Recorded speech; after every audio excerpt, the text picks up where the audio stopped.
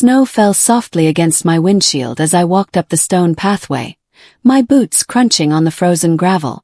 Travis blocks the entrance, eyes cold as the winter air around us. I had driven for 3 hours to get here. 3 hours of hoping that this year would finally be different. My hands trembled, not from the cold but from hope. Inside my jacket pocket was a casserole dish my mother had asked me to bring. Her famous chicken and rice casserole. Inside my chest was the belief that maybe Travis had finally grown up. Maybe he'd realized how his behavior had hurt me over the years. Maybe he'd apologize and we could rebuild what had broken between us.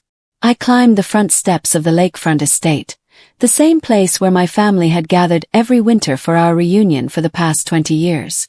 The wooden door loomed ahead, painted deep red like it always had been. I could hear laughter from inside, music playing softly in the background. My cousins, my aunts, my uncles. The familiar sound of belonging. The sound of people I loved celebrating together without me. I reached for the door handle, my heart pounding in my chest. It flew open before I could touch it. Travis stood there, my older brother by 4 years, blocking the entire entrance with his broad shoulders. His eyes looked down at me like I was something he'd stepped on, something beneath him, something unwelcome. "You're not wanted here," he said quietly. His voice steady and cruel. His voice wasn't angry. That would have been easier to understand. Anger I could have reasoned with, fought against, explained away. But this was calm. This was final. Like a judge delivering a sentence to a criminal. Like I had committed some terrible crime just by showing up. I opened my mouth to speak, to ask him what I'd done, to plead my case, but the door was already closing. I heard him turn back to the others, heard the laughter resume without skipping a beat.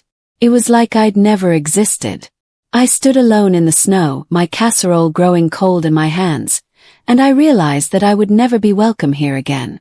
I sat in my car for 40 minutes, unable to move, unable to think clearly. My fingers gripped the steering wheel so tightly they turned white, the blood draining from my knuckles. The heat in my car fogged up the glass, creating a barrier between me and the world I wasn't allowed to enter. Tears rolled down my cheeks, but I didn't wipe them away. I just sat there staring at nothing, feeling everything. Through the estate windows, I could see shadows moving, dancing, celebrating. I could see the silhouettes of my family members laughing together, enjoying food and music and each other's company. Everything I wanted to be part of. Everything I was being denied. Then I heard it. My mother's voice, muffled through the walls but clear enough to understand. "It's better this way," she was saying to someone. Better this way. As if my absence was a gift to them. As if I was the problem that needed solving. As if my presence was actually hurting them somehow. I started the car and drove away without looking back. The casserole sat on my passenger seat, untouched and unwanted, just like me. My hands shook on the steering wheel the entire drive home. Driving through the empty streets that night, I made a promise to myself. It wasn't an angry promise. It was something deeper, something colder. My hands stopped shaking. My jaw clenched with something I'd never felt before. Not anger exactly, but determination. Pure, focused determination. I whispered to my steering wheel, to the empty car, to the universe.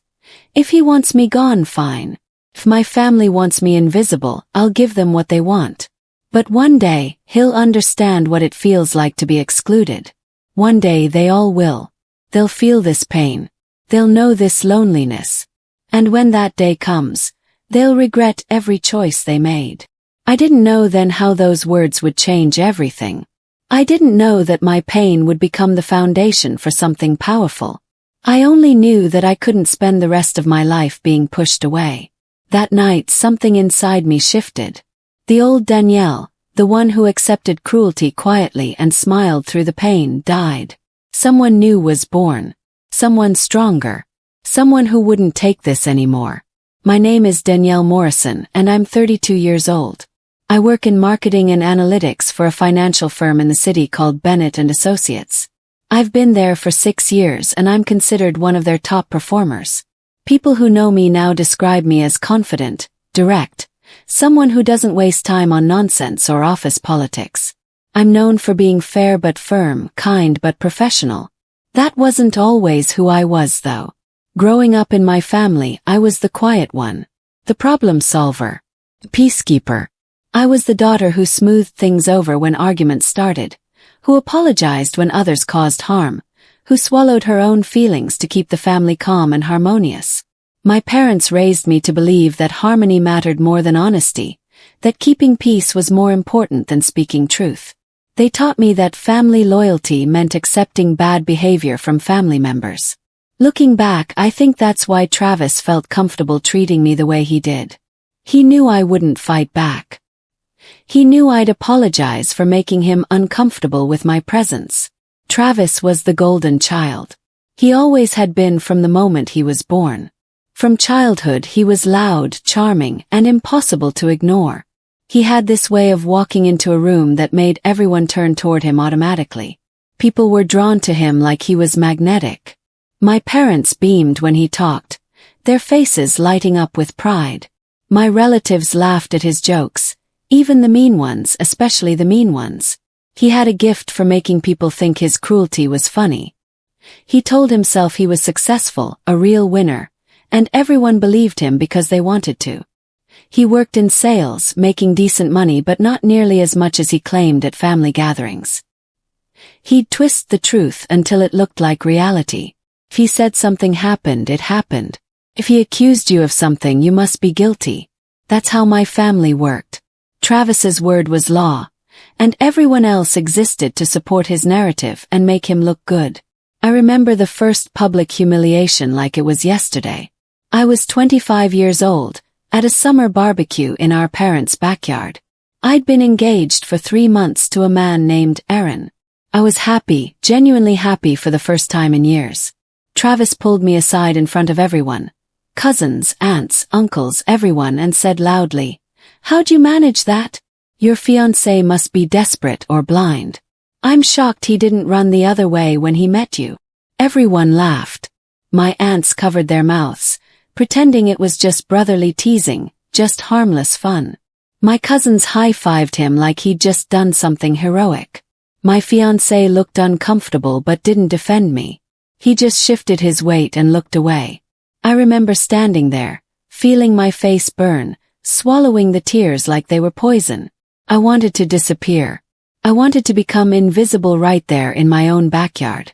My mother walked over and patted Travis on the back, laughing along with him. That's when I should have known. That's when I should have seen the pattern forming.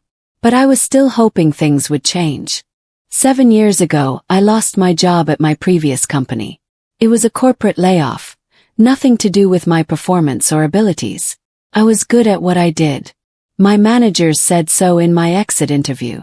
They told me I was one of their most reliable employees, that the decisions were strictly financial due to budget cuts at the corporate level. But it didn't matter how it happened. What mattered was that Travis got the story first before I could explain it to anyone. He called relatives and told them I'd been fired for incompetence. He said I couldn't handle the pressure of my position.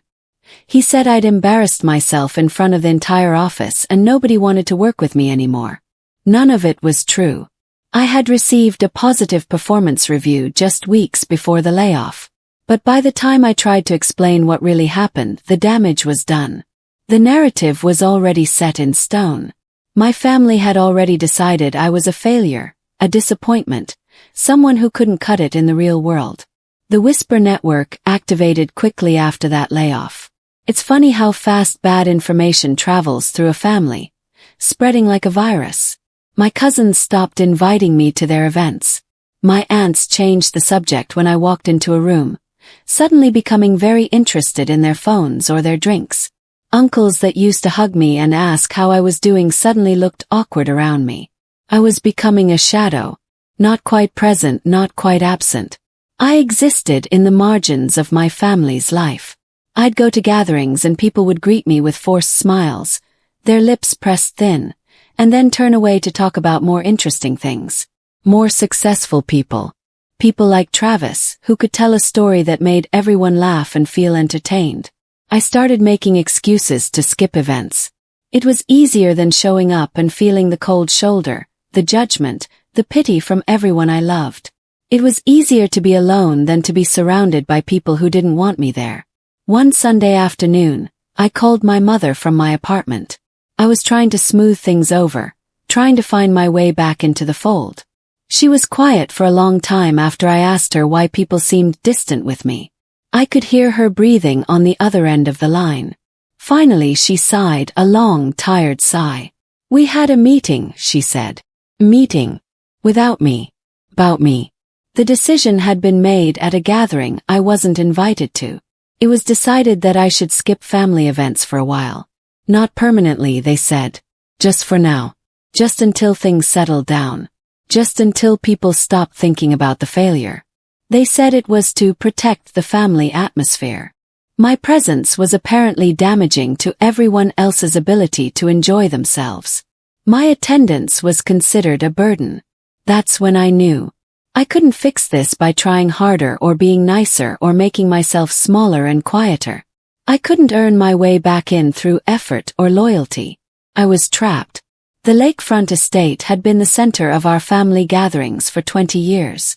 It was where my parents had celebrated their anniversary, where cousins got married, where all the important moments happened. It was this beautiful Victorian mansion with white columns and a wraparound porch that overlooked a pristine lake. Inside, there was a grand staircase with a burgundy carpet held in place by brass rods.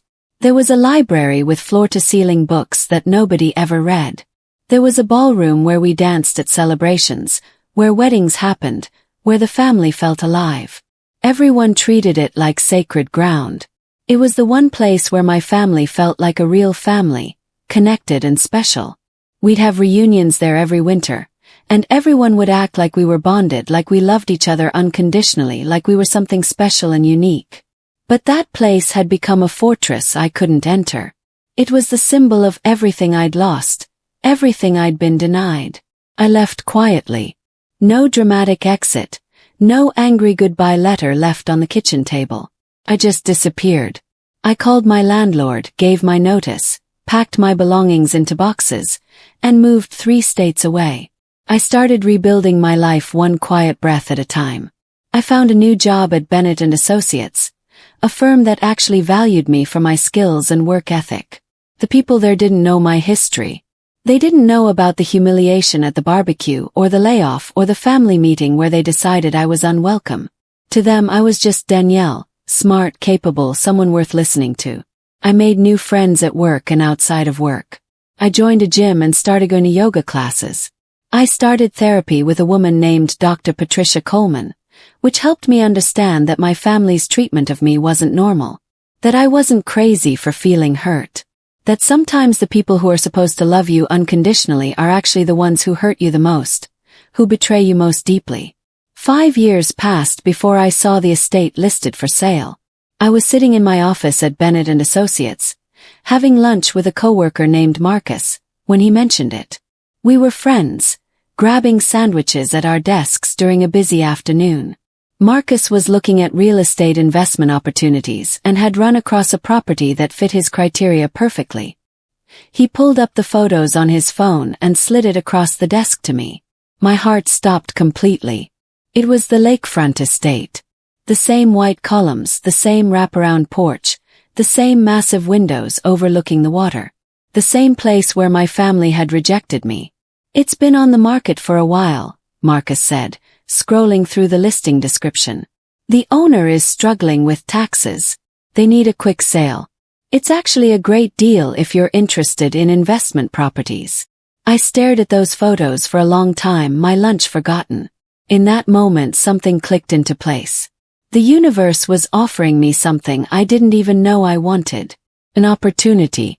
Chance. I started investigating immediately after Marcus left my office. I called realtors, searched property records, read every single detail I could find about the estate. What I discovered was this. The owner had fallen on hard financial times over the past few years. Maintaining a property that massive was incredibly expensive. The taxes were astronomical. The upkeep was constant and never-ending. The owner desperately needed to sell, and they were willing to negotiate on the price. I spent weeks researching, calculating, planning everything out. I talked to loan officers and financial advisors. I made sure everything was solid before making any decisions. I wasn't acting on emotion anymore. I was acting on strategy. This was a business decision, I told myself. The fact that it would change my family dynamic was secondary.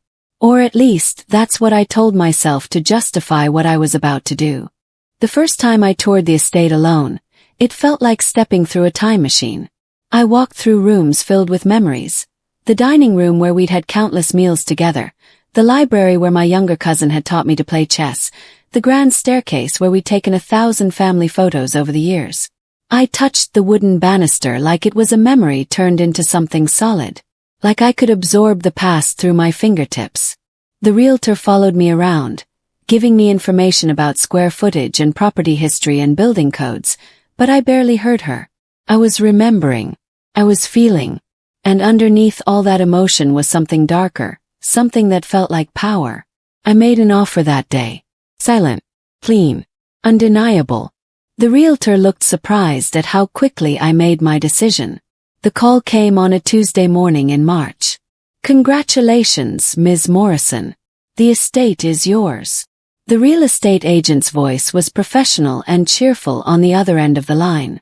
My hands shook as I held the phone, but not from fear. With power. With possibility. With the weight of what I'd just done. I sat down on the edge of my bed and let the weight of it settle over me like a heavy blanket. I owned the place. Not my family. Not Travis. Me. This beautiful estate that they loved, that they felt entitled to, that they'd used as a kingdom where they made all the rules. It was now mine. Paid cash for it too.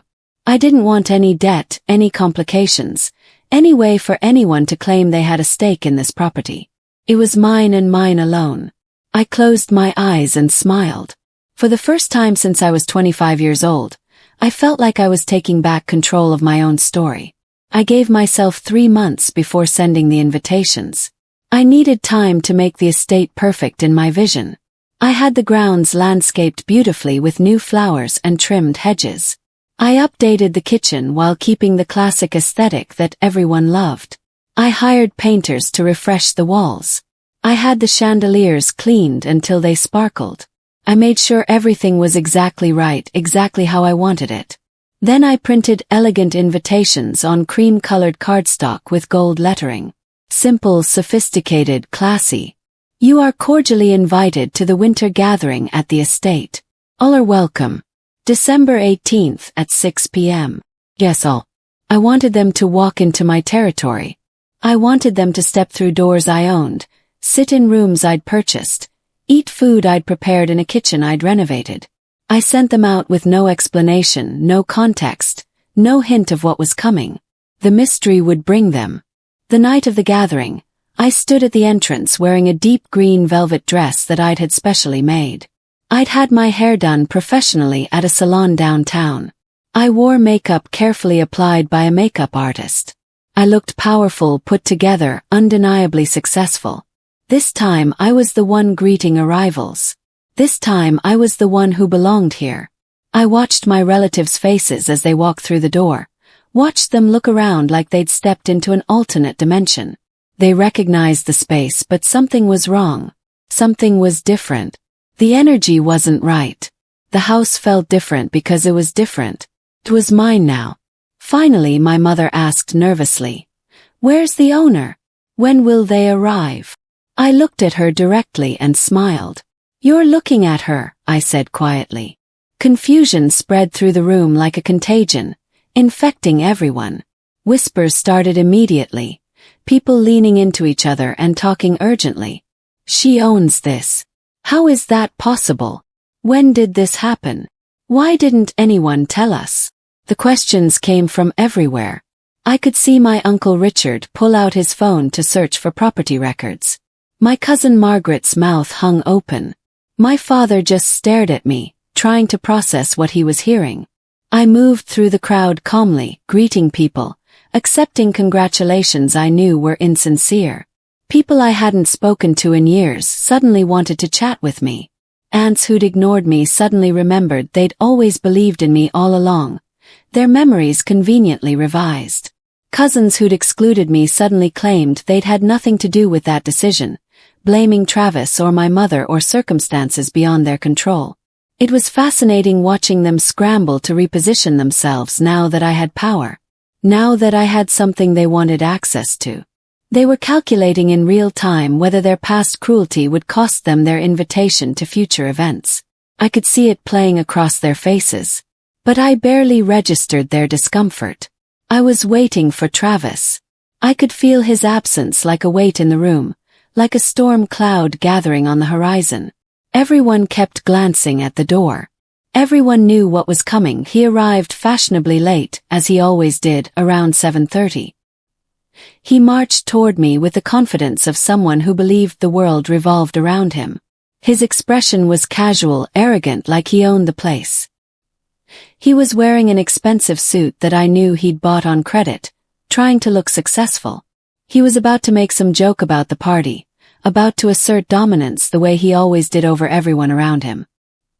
He opened his mouth, ready to say something cutting. But then he saw my face. He saw the way I was looking at him. Not with anger. Not with hatred. Just calm certainty. He saw the truth in my eyes. And he knew. Understanding crashed over his features like a wave. His expression changed from arrogant to confused to terrified in the span of seconds. For the first time in his life, Travis didn't know what to do. He opened his mouth and closed it again. His face went pale. "What's going on?" he asked, his voice uncertain. He looked around the room, trying to understand why everyone was suddenly looking at him with different eyes. I didn't answer him. He took a step closer to me. "Move," he finally ordered, stepping toward the main ballroom like I was in his way. His voice had that old commanding tone, the one that used to make people jump. But it didn't work anymore. I didn't move. I just looked at him. And I said nothing. I waited until everyone had settled with drinks and appetizers. The energy was strange, electric, like everyone could feel that something was about to happen. The champagne flowed freely. The appetizers sat on silver trays. But nobody was really eating or drinking. Everyone was waiting. I could feel their anticipation. Travis stood across the room, his arms crossed, his jaw tight.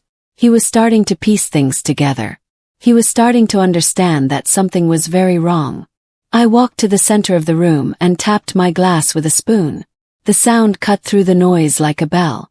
Everyone turned toward me. My mother looked nervous, her hands clasped together so tightly her knuckles turned white. Travis looked angry. His face already flushed with rage. My father shifted uncomfortably in his chair. I took a breath and spoke clearly, my voice steady and loud enough for everyone to hear. My voice didn't shake. It was strong, powerful. "Before we begin our evening, I want to make one thing clear. There is a new house rule at the estate." I paused deliberately, letting the tension build. "Anyone is welcome here. Anyone can come to our family gatherings. Anyone can be part of what we do here." Paused again. People leaned forward. My mother's face went pale. Except Travis. The room went absolutely silent. No one even seemed to be breathing. I could hear the crackling of the fireplace. I could hear someone's champagne glass touch down on a table. I could hear my own heartbeat in my ears. Travis's face turned a shade of purple I didn't know was possible. "What are you talking about?" he sputtered. "This is insane. You can't." I held up my hand and he fell silent. Everyone was watching. Everyone was waiting. I pulled out my phone and connected it to the projector. I'd prepared this carefully over several weeks, gathering evidence, organizing screenshots, creating a presentation that was undeniable. Screenshots appeared on the wall. Text messages where Travis had organized my exclusion, where he told my mother I was bad for the family brand. Recordings of him telling relatives I was an embarrassment, someone to be ashamed of. Quotes from cousins saying he'd pressured them to avoid me, threatening to cut them off from family if they included me. Voice memos from years ago where he laughed about what he was doing to me. I had receipts. I had evidence. I had proof that he'd orchestrated my exile, that he'd made the decision to push me out and then convinced everyone else to go along with it for years. Travis tried to deny everything. His face turning red, then white, then red again. But his words fell flat. His hands were shaking so badly he couldn't keep them still. He looked at different family members, desperate, searching for someone to believe him. But no one did. Because the evidence was right there, unavoidable and undeniable. Every word, every proof. The turning of the family was almost immediate. The shift in energy was physical, almost visible. Relatives who'd spent years laughing at his jokes suddenly looked at him like he was a stranger, someone they didn't recognize, someone dangerous. My mother cried, not for him but for herself. For the years she'd let him speak for her, let him make decisions for her, let him define her relationships. She put her face in her hands and sobbed. My father stood up, his face dark with anger, but he wasn't angry at me. He was angry at Travis. He was angry at himself for not seeing it sooner. My aunts looked ashamed, their eyes dropping to their laps. My uncles shook their heads in disappointment. The entire power structure that had protected Travis for so long crumbled right there in front of everyone. I watched it happen and felt almost nothing. My uncle Victor actually stood up and walked over to me. "I'm sorry," he said simply. "I should have stood up for you back then. I was a coward." Other relatives echoed the sentiment. My cousin Elena hugged me. But I accepted their apologies quietly, without celebration. This was the point where I was supposed to feel victorious. But mostly I just felt empty. Because I realized that what I'd done was necessary, but it didn't actually fix anything. It didn't bring back the years I'd lost. It didn't undo the pain. It didn't make me feel better the way I thought it would. Later that night, Travis found me alone on the terrace. The snow was falling heavier now, accumulating on the stone railings. He was crying. Actually crying, which shocked me more than anything else that had happened all evening. His face was blotchy. His eyes were red and swollen. He looked smaller somehow, diminished. "Don't do this," he pleaded. His voice cracked with emotion. "I'll change. I'll apologize. I'll fix everything. I'll go to therapy. I'll spend whatever it takes. Just don't shut me out. I don't care about losing the estate. I don't care about the money or the property or any of it. I care about losing my family. I care about losing you."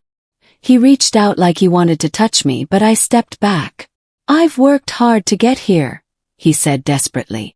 "I have a reputation. I have a job. I have people who respect me.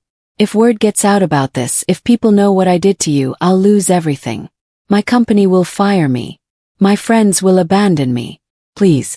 I'm begging you." I looked at him and I felt absolutely nothing. No anger, no satisfaction, no sympathy. He had taught me that distance is survival. He had shown me that family can be a weapon. I had learned that some bridges, once burned, shouldn't be rebuilt. I said nothing. I just turned away and walked back inside. He stood there alone on that terrace in the snow, and I closed the door between us. The sound of the door closing was final. It was the sound of goodbye. Inside, the fireplace was glowing with warmth and light. My cousins pulled me into a hug. Someone said, "We should have listened to you all those years. We should have protected you instead of going along with what he said." I felt tears start to form, but I held them back. Other relatives approached me with apologies and explanations.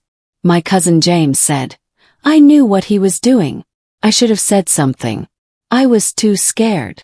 My Aunt Caroline admitted, "I didn't believe you then, but I believe you now. I'm sorry for treating you the way I did." Some of it felt genuine. Some of it felt like they were just trying to get back in my good graces, trying to ensure they'd still be invited to future gatherings. I could tell the difference. Some people were truly sorry. Others were just performing. I accepted their words but kept my distance from the ones who were only performing. I had learned something important through all of this. You can change your circumstances. You can take back your power. But you can't change other people's character. You can only change your relationship to them. You can only decide who gets to stay in your life. As the evening continued, people tried to enjoy themselves again, but the energy was different now. The party felt more muted, more thoughtful. I didn't celebrate. I didn't dance. I just existed in the space I'd created, watching my family grapple with the truth. As the evening wound down and music filled the hall, I stood at the window looking out at the snow falling on the grounds that were now mine. I thought about the girl who'd stood outside in the snow 5 years ago, clutching a casserole no one wanted. I thought about her pain and her confusion and her desperate desire to belong.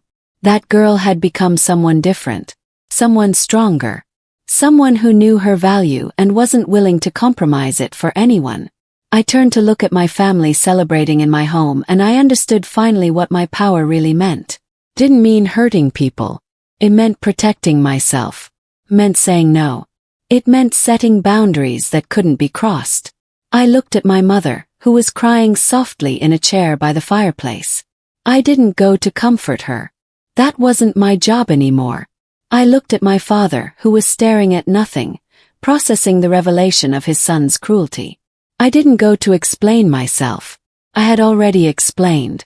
The evidence had spoken. I looked at the empty space where Travis should have been, the space he'd filled with his presence for so many years. And I felt peace. Not happiness. You cannot force family to respect you, I said quietly to myself, but you can refuse to let them disrespect you. I looked at the door that Travis had once locked against me, and I closed it softly from the inside. Not in anger. In acceptance. Not in hatred. In self-preservation. He was no longer invited to my story. My story was mine alone now. And it was finally mine. I did not destroy my brother's life. I simply stepped back and let his actions destroy his place in mine. I took back my power not to hurt him, but to heal myself. I bought the estate not for revenge, but for freedom. And sometimes that's all you really need. The courage to walk away from people who never walk toward you. Sometimes the only revenge you need is a life they can't enter.